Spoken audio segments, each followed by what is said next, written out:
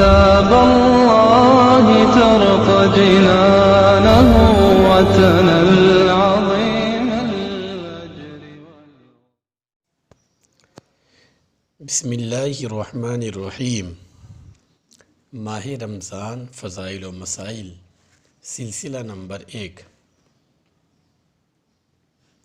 رمضان کے تعلق سے چند مسائل بیان کیے جائیں گے.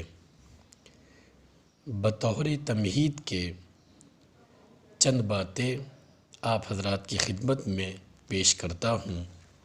اس کے بعد بالترتیب سلسلہ وار انشاءاللہ مسائل بیان کیے جائیں گے. آپ حضرات بغور سماعت فرمائیں.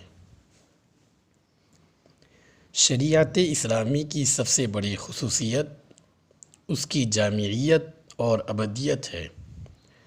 زندگی کا کوئی شعبہ نہیں کہ اسلام نے اس کو اپنے نور ہدایت سے محروم رکھا ہو.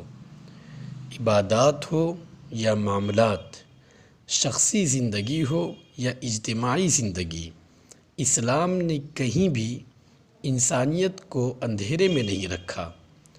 اسی طرح اسلام ایک زمانہ اور ایک دور کا مذہب نہیں، بلکہ وہ قیامت تک انسان کی رہنمائی کا فریضہ انجام دیتا رہے گا.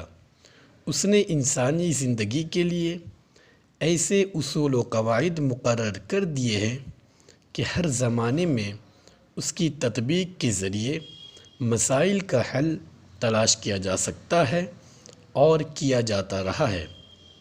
پھر ہمارے فقہاء کرام نے ذہانت اور بالغ نظری اور فکر رسا کے ذریعے قرآن و حدیث سے مسائل کا استنباط اور فکر و اجتہاد کا جو عظیم سرمایہ ہدایت کے لیے چھوڑا ہے، وہ ایک بڑا عمدہ کام ہے.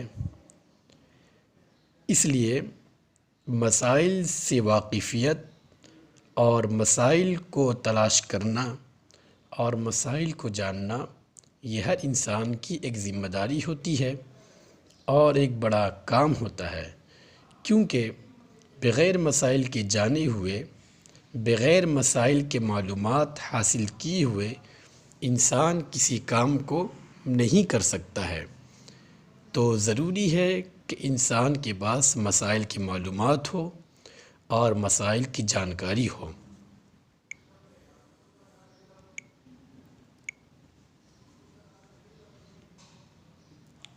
دنیا کے ایک مسلمان ہر بات سے بے نیاز تو ہو سکتا ہے، لیکن مسائل شرعیہ کے لازمی علم سے نہ کبھی کوئی انسان بے نیاز ہوا ہے اور نہ ہو سکتا ہے.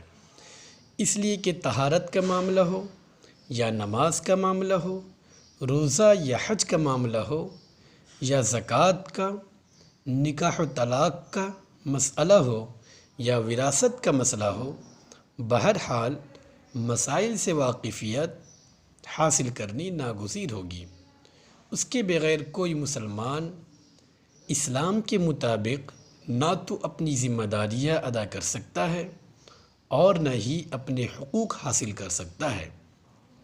اس لیے ہر مسلمان پر لازم ہے کہ وہ ضروری دینی مسائل سے غافل نہ رہے، اور جب بھی کوئی بات پیش آئے اور اس کے علم میں نہ ہو تو وہ اسے معلوم کرنے کی کوشش کرے، خواہ زبانی ہو یا پڑھ کر ہو. اللہ تعالیٰ نے ارشاد فرمایا، فَاسْأَلُوا أَهْلَ الذِّكْرِ إِن كُنتُمْ لَا تَعْلَمُونَ. سو پوچھ لو جانکار لوگوں سے اگر تم کو اس کا علم نہ ہو. تو معلوم یہ ہوا کہ مسائل کو استنباط کرنا اور مسائل کو تلاش کرنا اور قرآن و حدیث سے مسائل کو نکالنے کا کام یہ فقہا اور مجتہدین نظام کا کام ہے. اور مسائل کو جاننا، مسائل سے واقفیت حاصل کرنا، مسائل کا معلومات حاصل کرنا یہ ہر مسلمان کی ذمہ داری ہے. کوئی مسلمان اس سے بے نیاز نہیں ہو سکتا. جب تک مسائل کا علم نہ ہو عبادت بھی کامل نہیں ہو سکتا اور عبادت کے اندر بھی پختگی اور مضبوطی نہیں آ سکتی۔ اس لیے مسائل کا علم، مسائل کی جانکاری نہایت ہی ضروری اور اہم چیز ہے۔